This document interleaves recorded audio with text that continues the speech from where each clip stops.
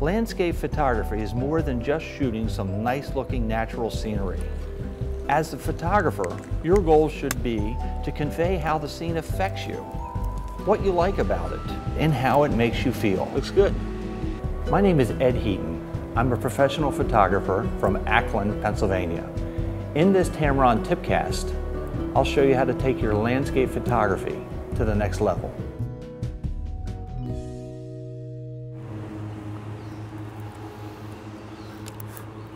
So when you're trying to line up a nice landscape shot, you always want to make sure that you have your horizon line straight and level. I use a bubble level that kind of keeps everything straight for me.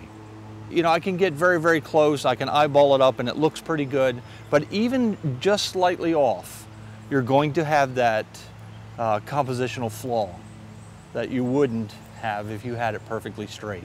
It's all about the details is what separates you from the next guy.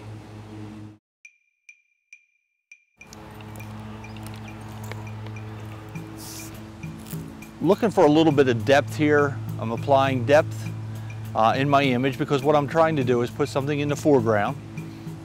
So what I'll use is this water reflection, some of the ferns here on the right-hand side. Then I'm going to place my gazebo, rule of thirds. Imagine that your viewfinder is a frame, and in that frame are two vertical lines and two horizontal lines. The human eye tends to go to any of the four intersecting points in photographs or paintings. I like this image, and I like how the water on the lower half of the frame kind of leads you out, and the gazebo over here on a rule of thirds PowerPoint kind of gives you an anchor. Sometimes when you find a great scene, it's tempting to try to include everything. What you really end up with is more or less a jumbled mess. It's almost like for the viewer, it's an information overload. So when I walked by, I was attracted to this. I loved the colors. I liked how it popped against the green background. All right, so I composed a decent image here. Well, it looks a little busy to me. What's my main subject? You know, I actually want it to be the flower. And currently, these lines in that bright background are pulling my viewer's eye away from that. I wanted to change my perspective, which meant I needed to come around to the other side of my subject, much cleaner. So what I'm trying to do is to clean that image up or simplify some of the subjects that are around it, the elements. Let's see where we're at. Nice, much cleaner, much simpler. A little bit of housekeeping. So for me to be able to add a nice muted background with the flower against that green, it simplifies the whole scene. Right away the viewer has no question about what my main subject is. Where you put the horizon line in your photograph can make a big difference in the balance of your composition. By placing the horizon high in the frame, you can put the focus on the foreground and give a greater sense of distance. I love the wispy clouds that are here, and by pushing my horizon line lower, it emphasizes more of the sky. If your camera has an aperture priority or landscape mode, use it. Or set your aperture f11 or smaller to ensure everything in the frame is in focus from near to far. Yeah, that's a nice shot. You'll find lots of patterns in the natural world.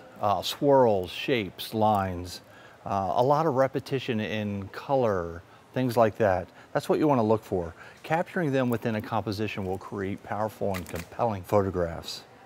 Always try to arrange elements so the patterns lead the viewer's eye into the key part of the image.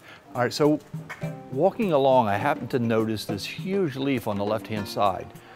What attracted me to it was the repetition of lines and shapes here. I'm going to turn my camera so this line runs on a beautiful diagonal.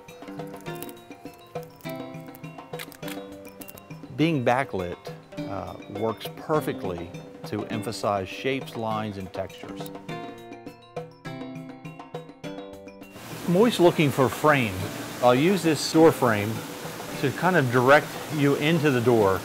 This is something painters have been doing for years. They incorporate openings like doors or archways to isolate maybe your main subject. It's a great way to draw the viewer's eye into what you want them to look at. Using the 24mm range of a Tamron 24-70 lens allows you to enhance and exaggerate a perspective that most people don't see with their normal eye.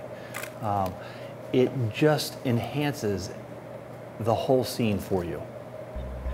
It incorporated a lot of lines, a lot of shapes, the frame within a frame, and it directed the viewer along the lines. Now, I also shot the scene at a 70mm end of the range. This kind of directs the viewer quicker to your end subject. Try some of these tips in your next landscape session. And make sure you check out Tamron's website for more Tamron tipcasts.